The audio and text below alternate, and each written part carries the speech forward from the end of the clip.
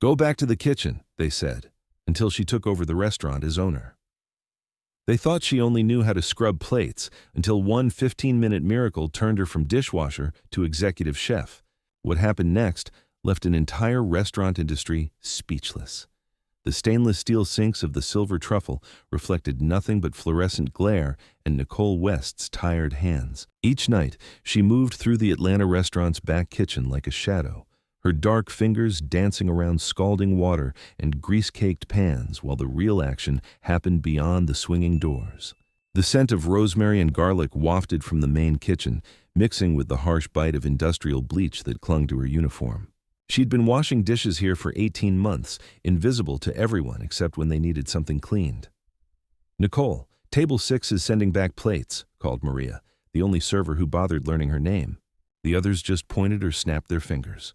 Nicole nodded, her movements automatic, practiced. She'd perfected the art of being present but unseen, of moving through spaces without disturbing the delicate ecosystem of a high-end restaurant where her presence was tolerated but never truly welcomed. The ceramic plates clinked against each other as she stacked them, the sound lost beneath the kitchen's symphony of sizzling pans and shouted orders. She listened to everything. Chef Marvin's bark about plating temperatures, the sous chef's critique of sauce consistency, the line cooks debating seasoning ratios. They spoke as if she weren't there, as if the black woman scrubbing their mistakes couldn't possibly understand the nuances of gastronomy. But she did understand. She understood in ways that made her chest tight with unexpressed knowledge. "Nicole!" Chef Marvin's voice cut through the dinner rush chaos like a cleaver through bone. She looked up from the industrial dishwasher, steam still rising from her hands. "These pans better be spotless. Last time I found grease, and I won't tolerate that shit from the help." The word help dripped with the particular disdain reserved for people like her, people who occupied the spaces between visibility and necessity, who kept the machine running, but were never considered part of it. She nodded, swallowing the response that burned in her throat. She'd learned early that speaking up only made things worse. "Maybe if you spent as much energy on that scrub brush as you do daydreaming, you'd actually be useful around here," Marvin continued, his pale face flushed from kitchen heat and whatever superiority complex drove men like him. A few line cooks chuckled, the sound sharp against the metallic clatter of service. Nicole's grandmother's voice whispered in her memory, "Baby, they can take your dignity if you let them, but they can't take your knowledge."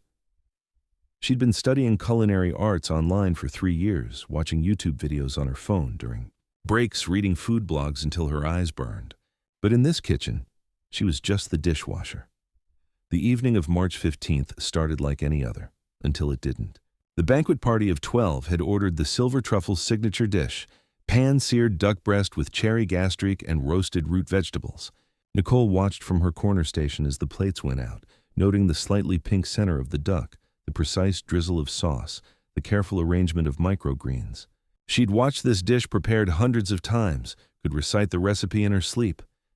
20 minutes later, the plates came back. "The duck's fucking raw," Marvin snarled, his face now resembling a ripe tomato, stone-cold raw in the middle. "We've got food critics out there, and you send out meat that could walk back to the farm." The line cooks exchanged nervous glances. The duck had been sitting under heat lamps too long after being undercooked initially. Nicole could see it from across the kitchen, the telltale signs of rushed preparation meeting poor timing. But she said nothing, just continued scrubbing the endless stream of pots that seemed to multiply during a crisis. "We need that table redone in 15 minutes or we're fucked," Marvin announced. "Corporate's out there, and if they see this disaster—" He gestured wildly, his usual bluster replaced by genuine panic. Nicole had never seen him sweat through his chef's coat before. The problem was time. Properly prepared duck breast needed at least 25 minutes to cook through without drying out. The kitchen had 15 minutes to serve 12 perfect plates to a table that included the restaurant group's regional director and a food blogger whose reviews could make or break establishments.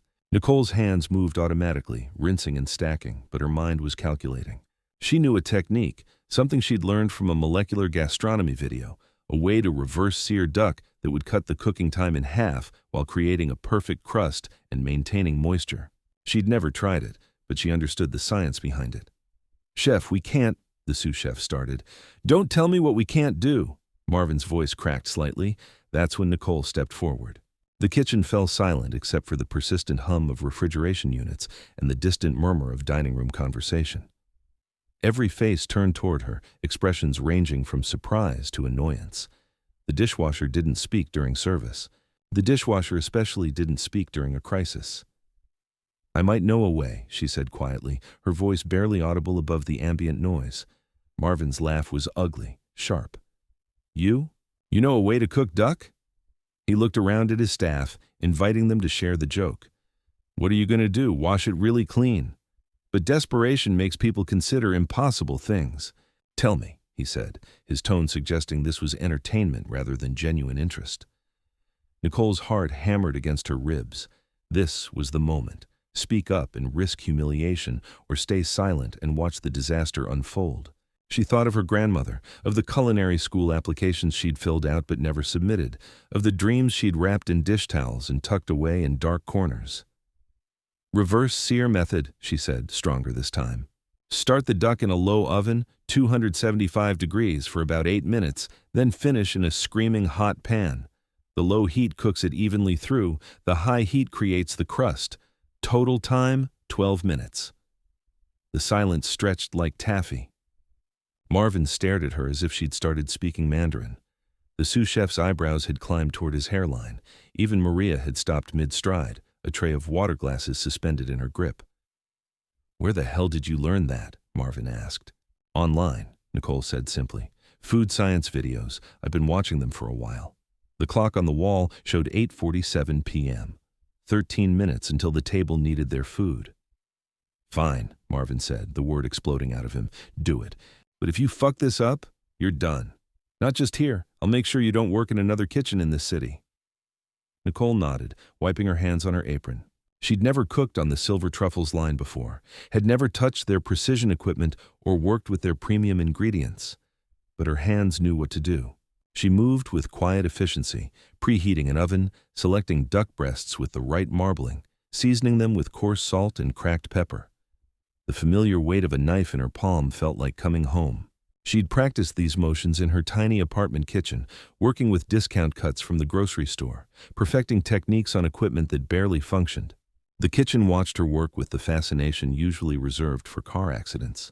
Nicole blocked out their stares, focusing on the sizzle of fat rendering in the pan, the way the meat responded to heat, the precise timing that would make or break 12 dinners and possibly her future. 8 minutes in the oven. The duck rested while she prepared the cherry gastrique. Not from the pre-made sauce Marvin typically used, but from scratch, reducing fresh cherries with balsamic vinegar and a touch of honey. The vegetables she arranged with an artist's eye for color and texture, creating height and visual interest that elevated the entire plate. When the duck hit the screaming hot cast iron, it sang. That perfect sizzle that meant proteins were caramelizing, flavors were concentrating, magic was happening. Nicole flipped each breast at exactly the right moment, watching the crust form golden brown and perfect. 11 minutes total. She plated with steady hands, creating 12 identical masterpieces while the entire kitchen held its breath. The sauce pooled around the sliced duck like liquid rubies. The vegetables provided color and height. A few microgreens added the final touch of elegance. "Order up," she said quietly. Maria loaded the plates onto a large tray, her eyes wide with something between respect and disbelief. The dining room doors swung shut behind her, leaving the kitchen in pregnant silence. They waited. 5 minutes later, Maria burst back through the doors, her face glowing. "Table 6 wants to speak to the chef," she announced. "They said it's the best duck they've ever had. The blogger's taking pictures. The corporate guy asked if we changed suppliers." Nicole felt her knees go soft. She'd done it, actually done it. But Marvin's face had turned an interesting shade of purple. "Get back to your dishes," he told Nicole through gritted teeth. "This was a fluke. Don't think it changes anything." The moment might have ended there, with Nicole returning to her corner, her triumph reduced to a kitchen story that would be forgotten by morning. But the universe had other plans. "Excuse me." The voice belonged to a woman in an elegant charcoal suit who'd appeared in the kitchen doorway. Nicole recognized her as someone from the VIP table, someone whose presence made servers straighten their postures and managers smooth their ties. "I'm Catherine Morrison, Regional Director for Hartwell Restaurant Group," she said, her eyes scanning the kitchen until they found Nicole. "I'd like to speak with whoever prepared our duck this evening." Marvin stepped forward immediately. "That would be me, of course. We use a special technique." "Actually," Maria interrupted, surprising herself with her boldness, "it was Nicole who cooked your dinner. She saved the night." Catherine's gaze locked onto Nicole, who stood frozen by the dish pit, suds still clinging to her forearms. "You're the chef who prepared that extraordinary meal?" "I'm the dishwasher," Nicole corrected quietly. "I just helped out." Catherine's smile was sharp as surgical steel. "That wasn't help. That was artistry. May I ask where you trained?" The question hung in the air like smoke. Nicole felt every eye in the kitchen boring into her, felt the weight of expectations and assumptions pressing down like a lead blanket. "YouTube," she said finally. "Food Network. Online classes when I could afford them. My grandmother taught me the basics before she passed." Catherine nodded slowly, as if this explanation made perfect sense to her. "I see. And how long have you been helping out in this kitchen?" 18 months of washing dishes," Nicole said. 3 years of studying everything else. That night changed everything. Catherine offered Nicole a position at Hartwell's flagship restaurant in Buckhead, not as a dishwasher, but as a line cook with opportunities for advancement. The salary was double what she'd been making, with benefits and a clear path toward sous chef certification. "But I don't have formal training," Nicole protested during their coffee meeting the next week. "No culinary school degree, no restaurant management experience." "You have something better," Catherine replied. "You have instinct, creativity, and the hunger to learn. The rest we can teach." Nicole's first day at Meridian Restaurant felt like stepping into a different universe. The kitchen gleamed with copper accents and top-tier equipment. The staff wore pressed uniforms instead of stained aprons. And for the first time in her culinary life, she belonged here not as an afterthought, but as a team member. Still, whispers followed her through the early weeks. She caught fragments of conversations that stopped when she approached, saw the subtle eye rolls when she asked questions, felt the weight of being the diversity hire, the charity case, the social experiment. "Let's see how long this lasts," she overheard one of the senior line cooks mutter. "Probably washing dishes again by Christmas." But Nicole had learned something important during those years of invisibility. How to listen, how to observe, how to absorb knowledge without anyone realizing she was doing it. She studied her new colleagues the same way she'd studied YouTube videos, noting their techniques, understanding their methods, quietly building her skills. Her breakthrough came during the spring menu development. The head chef had tasked the team with creating a signature appetizer that would define Meridian's identity for the coming season. Nicole listened to the brainstorming sessions, watched as ideas were pitched and rejected, saw the frustration building as deadlines approached without a winning concept. During a quiet moment between service rushes, she approached the head chef with her own idea, deconstructed chicken and waffles with a molecular gastronomy twist. Instead of traditional presentation, she proposed chicken consommé pearls that burst on the tongue, waffle tuile crisps infused with maple, and microgreens that had been pickled in bourbon. "It's comfort food elevated," she explained, her voice steady despite the tremor in her hands. "Familiar flavors in unexpected forms, southern roots with fine dining execution." The head chef stared at her for a long moment. "Show me," he said finally. Nicole's dish became the restaurant's signature appetizer within a month. Food bloggers wrote about it. Customers requested it specifically. The local newspaper's food critic called it brilliant in its simplicity, revolutionary in its execution. But success brought new challenges. Of course, they gave her the spotlight, she overheard a fellow line cook complain. "Check all the diversity boxes at once. Black, female, disadvantaged background. It's like bingo for HR." The words stung because part of her wondered if they were true. Had Catherine seen talent, or had she seen an opportunity to improve the company's public image? Was her promotion based on merit or demographics? The doubt lasted until the night James Morrison, Catherine's nephew and Meridian's previous golden boy, was caught stealing from the wine inventory to fund his gambling debts. His termination left a sous chef position vacant, and Nicole found herself being considered for the role despite having less than 6 months of fine dining experience. "I'm not ready," she told Catherine during their meeting. I need more time to learn, to prove myself. You've been proving yourself every day for 18 months, Catherine replied. The question isn't whether you're qualified, it's whether you're brave enough to step into the role you've already earned. Nicole accepted the promotion. Her first week as sous chef was a baptism by fire. The kitchen staff, some of whom had been passed over for the position, tested her knowledge, her patience, and her authority at every turn. Orders were misunderstood. Ingredients went missing. Small sabotages designed to make her fail accumulated like paper cuts. But Nicole had learned something else during her years of invisibility: how to lead quietly, how to earn respect through competence rather than intimidation. She covered for mistakes without assigning blame, taught techniques without condescension, and gradually won over her team through sheer professionalism. The transformation took months, but it was complete. The same cooks who had questioned her qualifications began seeking her advice on plating and seasoning.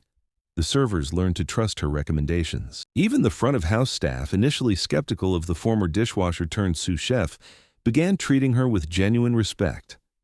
1 year after her promotion, Meridian received its first Michelin star recommendation. The review specifically praised the restaurant's innovative approach to Southern cuisine and highlighted the exceptional leadership in the kitchen. But Nicole's biggest triumph came on a quiet Tuesday evening when she noticed a young Latina woman working the dish pit, watching the line cooks with the same hungry intensity Nicole remembered feeling. During a lull in service, Nicole approached her. "I've seen you watching," she said gently. "You interested in cooking?" The young woman, Sophia, nodded eagerly but then looked down at her wet hands. "I don't have training. Just what my abuela taught me." "Sometimes grandmothers are the best teachers," Nicole replied, remembering her own grandmother's wisdom. "Want to learn some new techniques?" That conversation led to Sophia's promotion to prep cook, then to line cook, then to Nicole's personal mentee in a program she developed specifically to identify and nurture hidden talent among the restaurant's support staff. The program expanded restaurant-wide, then company-wide.